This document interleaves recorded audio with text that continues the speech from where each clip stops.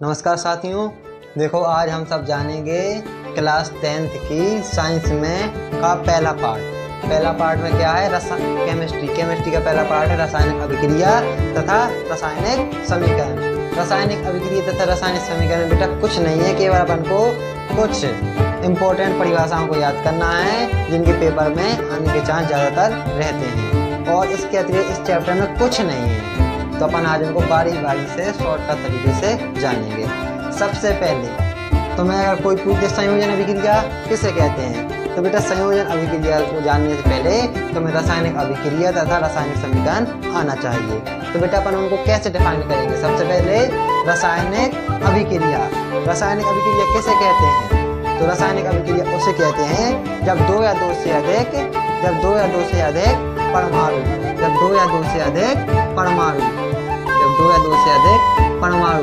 एकत्र होकर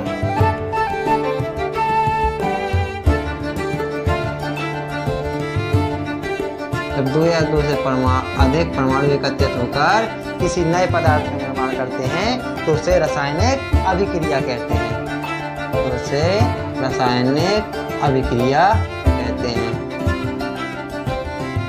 carbon dioxide,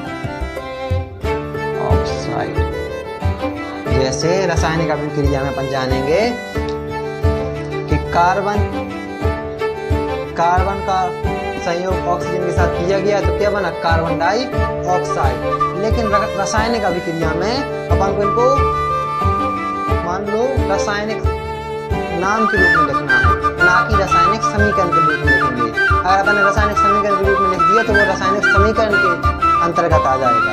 इसलिए हमने लिखा है हिंदी में लिखा, ना कि सूत्रों में डिफाइन किया है, ऐसे नहीं किया। और ऐसे कर देंगे तुझे गलत हो जाएगा। तो यानी रासायनिक अभिक्रिया कैसे कहते हैं, जब दो या दो से अधिक परमाणु एकत्रित होकर किसी नए पदार्थ का निर्माण करते हैं तो उसे रासायनिक अभिक्रिया कहते हैं। अब वही बात अगर कोई रासायनिक समीकरण पूछ दे तो बस सेम है, बस जहाँ पर रासायनिक अभिक्रिया को सूत्रों तथा संकेतों के रूप में प्रदर्शित किया जाता है उसे रासायनिक समीकरण कहते हैं। जहाँ पर रासायनिक अभिक्रिया को सूत्रों तथा संकेतों के रूप में व्यक्त किया जाता है उसे रासायनिक समीकरण कहते हैं। जो कुछ अंतर है कि कुछ नहीं है। रासायनिक अभिक्रिया में C की जगह कार्बन नाम लिख दिया, ऑक्सीजन O2 की जगह ऑक्सीजन नाम लिख दिया और बराबर कार्बन डाइऑक्साइड बना दिया। वहीं पर रासायनिक समीकरण में बस नाम नहीं लिखना, उनकी जगह पर उनके संकेत लिखना है, उनके समीकरण लिखना है। कार्बन को अपन C से प्रदर्शित करते हैं तो C, ऑक्सीजन को O2 से प्रदर्शित करते हैं तो O2 बराबर कार्बन डाइऑक्साइड बन रहा है। इस प्रकार से अपन रासायनिक अभिक्रिया तथा रासायनिक को जानना। अब हम आगे की कुछ परिभाषा जानेंगे। संयोजन अभिक्रिया। देखो बेटा परिभाषा के नाम में ही वो परिभाषा छुपी होती है। जैसे संयोजन अभिक्रिया, संयोजन का मतलब संयोग करना अर्थात जोड़ना। ऐसी इसका नाम है संयोगात्मक अभिक्रिया, योग का मतलब जोड़ना। अब देखो ध्यान से इसका नाम परिभाषा, तो अपन इसको कैसे जानेंगे। संयोजन अभिक्रिया अपन पहले कैसे लिखेंगे, जब दो या दो से अधिक परमाणु एक साथ संयोग करते हैं या एक साथ प्रयोग करते हैं तो उसे भी संयोजन अभिक्रिया कहते हैं।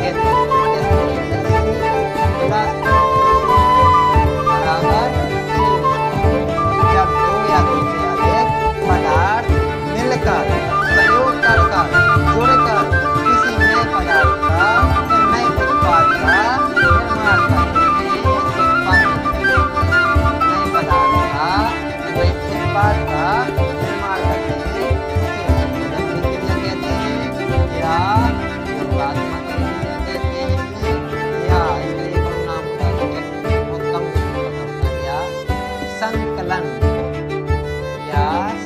अभिक्रिया कहते हैं। परिभाषा एक है, उसके नाम अनेक है, तीन नाम है। कहीं पे बोर्ड में ये वाली आई है, कहीं पे ये वाली आई है, कहीं पे ये वाली आई है। इसलिए अपन को पता होनी चाहिए। अब बेटा अपन अगली परिभाषा जानेंगे संयोजन अभिक्रिया। जिस प्रकार से संयोजन अभिक्रिया में परिभाषा उसके नाम में उसकी परिभाषा छुपी थी, वैसे ही संयोजन अभिक्रिया में परिभाषा साथ छुपी है। कैसे बेटा? देखो, वियोजन, वियोजन का मतलब वियोग, वियोग का मतलब अलग करना। अब मान लो दो लोग खड़े हैं, बेचारे साथ में खड़े हैं, मान लो उनकी मित्रता है। अब अपन ने उनको, अपन एक मान लो बीच में हो गया, कोई चुगलखोर आ गया बीच में और उसने उसको अलग कर दिया। अब दो लोगों की मित्रता टूट गई, तो यानी वो भी क्या हो गए? वियोग हो गए, अपघटित हो गए। अपघटित जान गए बेटा, इसलिए इसका दूसरा नाम है अपघटन अभिक्रिया भी। अपघटन अभिक्रिया, अपघटन अभिक्रिया। अपघटन कैसे बेटा? देखो, अब वियोग, वियोग कैसे करेंगे? जैसे CO2 है, लो ये दो लोग बढ़िया बैठे हैं, अच्छी मित्रता है, कार्बन डाइऑक्साइड बना पड़ा है। अब बेटा कोई आ गया तीसरा, यहाँ पे चुगली करेगा तो कार्बन अलग हो जाएगा, ऑक्सीजन अलग हो जाएगा। इस प्रकार से जो जुड़े हुए पदार्थों को अलग करना क्या कहलाता है? वियोजन अभिक्रिया। तो इसे बोलेंगे कैसे?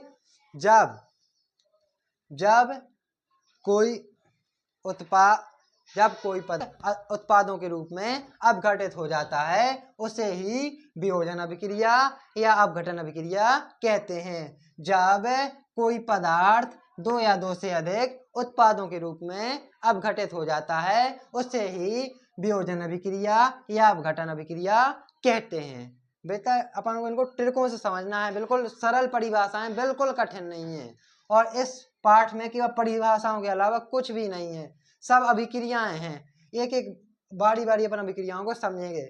संयोजन अभिक्रिया या योगात्मक अभिक्रिया, संयोग का मतलब जुड़ना, योग का मतलब जुड़ना तो संयोजन, और वियोजन का मतलब अलग होना, अपघटन का मतलब अलग होना। तो इसलिए यहाँ पर जहां पर अलग होती हैं वहां पर वियोजन अभिक्रिया, और जहां पर जुड़ती हैं वहां पर संयोजन अभिक्रिया होती है। इस प्रकार से बेटा अपन ने दो परिभाषाओं को जाना। अगली परिभाषा अपन लिखेंगे विस्थापन अभिक्रिया। विस्थापन अभिक्रिया, विस्थापन का मतलब भी होता क्या? अलग करना। अब मान लो अपन को कह दिया जाए चावल है, चावल में से कंकड़ को अलग करो यानी विस्थापित करो। अपन कैसे करेंगे? देखो, इसमें बस ये होता है, कैसे जानेंगे अपन बेटा इसको? देखो, अब मान लो तुम दो भाई हो। अब बड़ा भाई तो देखो दमदार तो होता ही है, वो कैसे होगा? देखो, जे मान लो बड़ा भाई Zn, जे Cu छोटा भाई, Cu क्या? छोटा भाई। जे है SO4, SO4 क्या है बेटा? समोसा, समोसा। अब पापा ले आए समोसा, SO4 उसको अपन ने क्या होना? समोसा। पापा ले आए समोसा, पापा किसको चाहते? छोटे को ज्यादा, तो पापा ने दे दिया Cu यानी छोटे भाई को समोसा।